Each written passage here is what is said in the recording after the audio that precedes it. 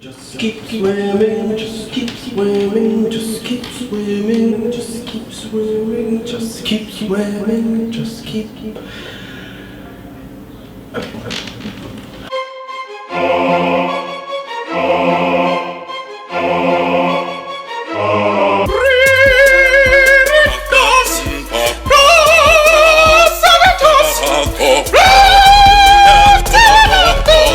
Initiate Vigilante mode. Welcome back to Vigilante mode. Couple things on the agenda for today. So of course we're here to talk about Finding Dory, but I wanted to take a quick opportunity just to express my deep sadness and condolences for those who lost their lives or lost loved ones in the Orlando massacre recently. It's dumbfounding that we live in a world where we have to live in fear of persecution and being who we are. It's a real shame, so I just wanted to say that out loud. I think it does correlate to some of the themes in Finding Dory, which we'll kind of get into in a bit. So let's start with the review.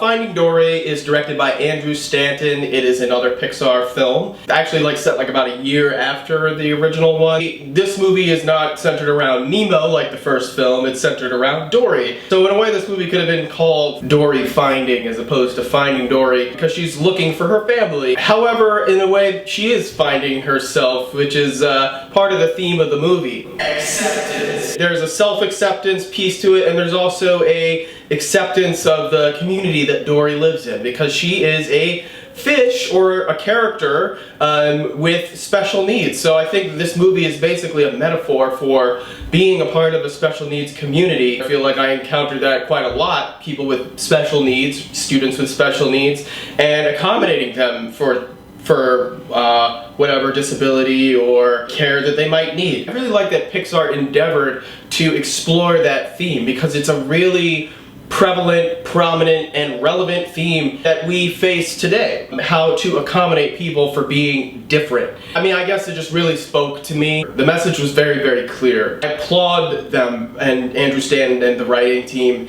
for taking this movie there. So clearly this is a movie meant for kids, but just that theme alone is something that I think adults would definitely relate to in some way. And Dory is sort of getting these flashbacks of her family, and the movie starts really, really, really adorably. Maybe this movie could have been called Adorable.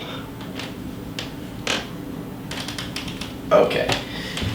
No, but seriously, the movie did start out in a really kind of cute mode with a young Dory, and she's connecting with her parents, and she's learning about her disability and what that means for her and how that's going to affect her life down the road. So I felt like from the get-go the movie was really strong. There were a few characters that I wasn't sure if they were really portrayed with the same care that Dory's kind of special need was. Maybe I'm wrong, maybe I could have been just not viewing it in the right way, but I just felt like there were maybe two kind of side characters that were played up for comedic relief, but they come across as just being stupid, and I don't know how they could have balanced that out better. Basically, Dory finds out where her parents are, and they're in a bit of a clinic for animals that have been injured or disabled in some way. There's some fun characters like Hank and Destiny, who's a whale shark who is nearsighted. So cute. This movie had so many positives, a lot. I thought that the dialogue was great. I think that's one of the benefits of being an animated movie. The dialogue can really shine, and of course the voice work was incredible. Idris Elba is having a great year in voice work.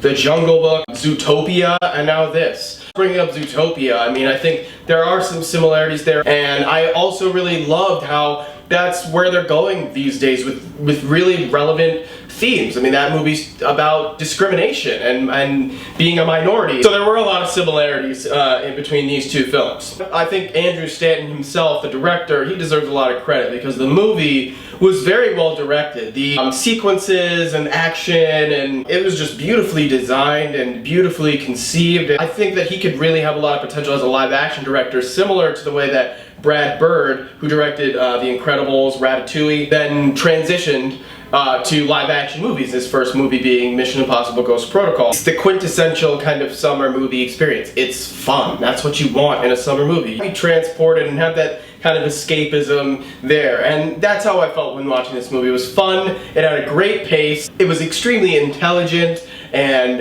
sophisticated. I really cared about the characters in Finding Dory, of course Dory herself, and I found myself not, being as annoyed as maybe some people might be by her. I thought it was very endearing, and it's really like who she is. It's a part of her character, it's a part of her being. And when we start getting it more into like Oscar season, there's going to even be more opportunities for discourse about films that really deal with a lot of heavy social issues. For example, like The Birth of a Nation, Nate Parker's film. Same with The Free State of Jones. I'm sure that's going to have a lot going on. I hope it does. Long story short, I really, really love this movie. It's definitely one of my favorite movies of the summer so far. Finding Dory gets an A. I can't really think of anything I didn't like about it too much. Maybe there were like a little repetition in the end. It's sort of like that false ending thing. But guys, did you see Finding Dory? How do you feel about movies portraying special needs? Leave a comment, let me know how you feel. You are more than welcome to disagree with anything that I have to say. Just do it politely, in the comments. Alright guys? I mentioned before that I'm going to do a kind of a segment now about the original versus the remake, and so I had a chance to see the original Ghostbusters, which I hadn't seen in maybe 15 years or something like that, at Fathom Events, and I have some interesting thoughts about it because I think it's actually got me more pumped for the reboot, whatever you want to call it. So yeah, if you like this video, please like, share, and subscribe to Vigilante Mode Reviews. I really appreciate the support, guys. Things are going great with the channel. Until next time, Vigilante Mode, deactivated.